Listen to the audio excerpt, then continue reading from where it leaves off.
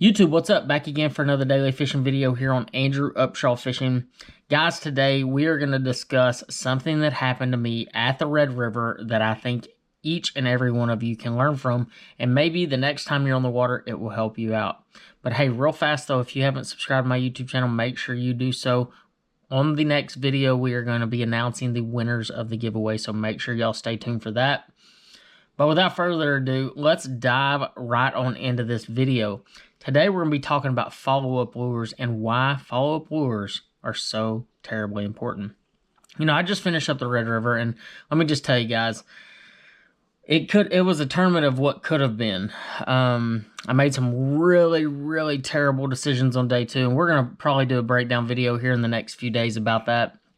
But I actually had an extremely unique thing happen to me at this particular event, and it really reminded me of a very important topic to talk to y'all about, and that is fishing follow-up lures to when you get strikes. No matter if it's a topwater strike, a flipping bite, whatever it may be, to have that follow-up lure ready, and not even just that, but throwing the appropriate follow-up lure for your situation. So let's just talk about what happened to me, and then we'll talk about how it can be better for you. So what I was doing is I was throwing a frog around lily pads there on the Red River, and I had this real big fish roll up underneath my frog, and then this happened.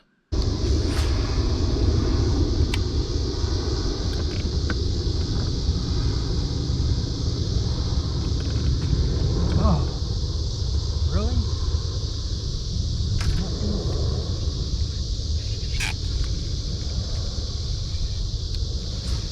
Got it. Pull it up.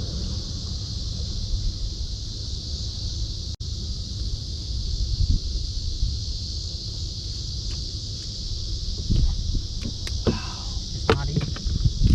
Not eating. Just don't want it in their territory. He must have just been sitting just right to get him to react to it, but didn't want to eat it at all.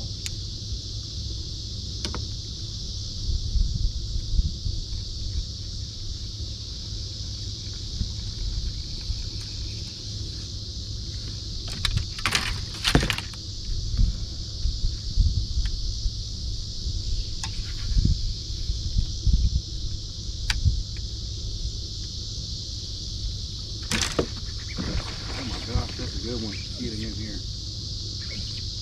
Oh, please, Lord, let me get this thing in. Come on, Lord.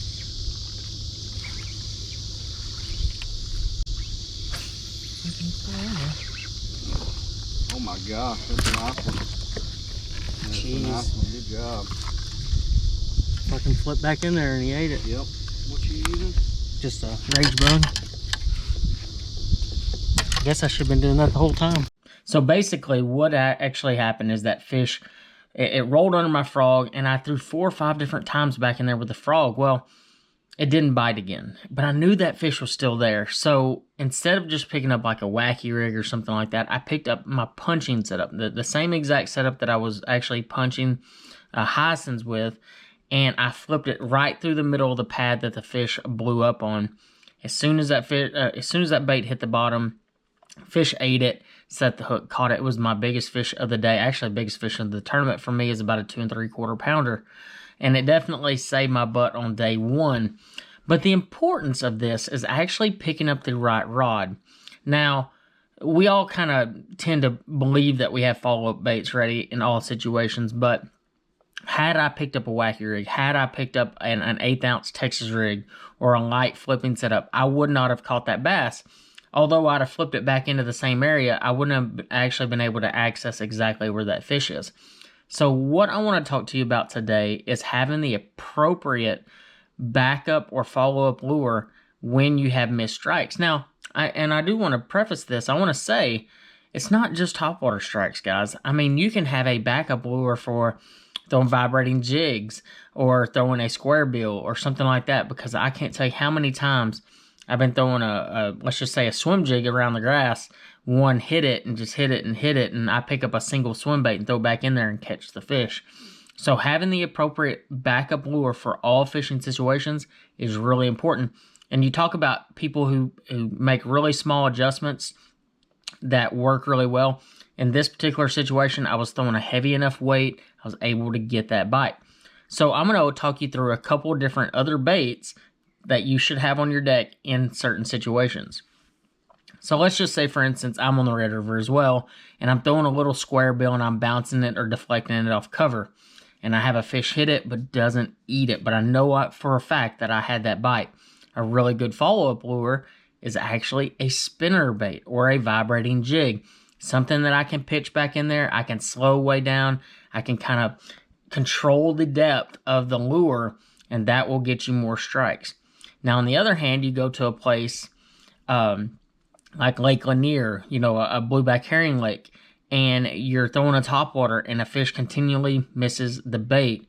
A really great backup lure, and a lot of guys out there do it, is throwing like a caffeine shad on a weighted hook. That way, once again, you can control the fall.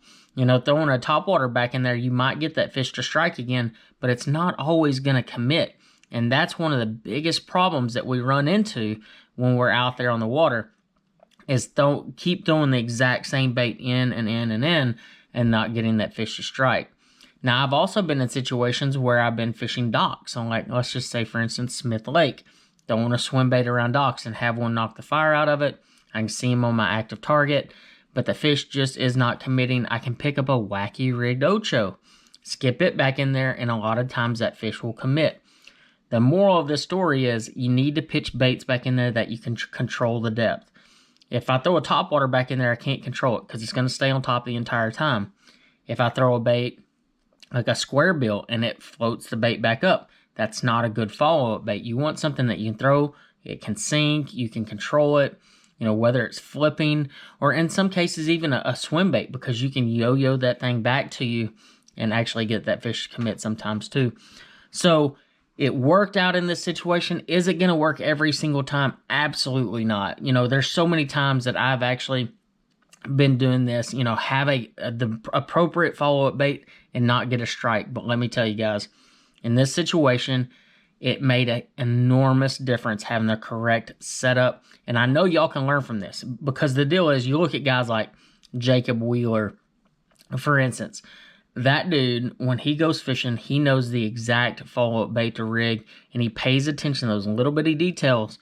And that way, every single day that you're out there on the water, if you have that you know, the appropriate backup lure, you're going to be able to catch a lot more fish. And I promise you, you're going to really like the results. But guys, I appreciate y'all watching my channel. I love the fact that y'all are responding to all these comments and liking my channel. I mean, it means the world to me. So I hope this video helps you the next time you're on the water, and I'll see you in the next one.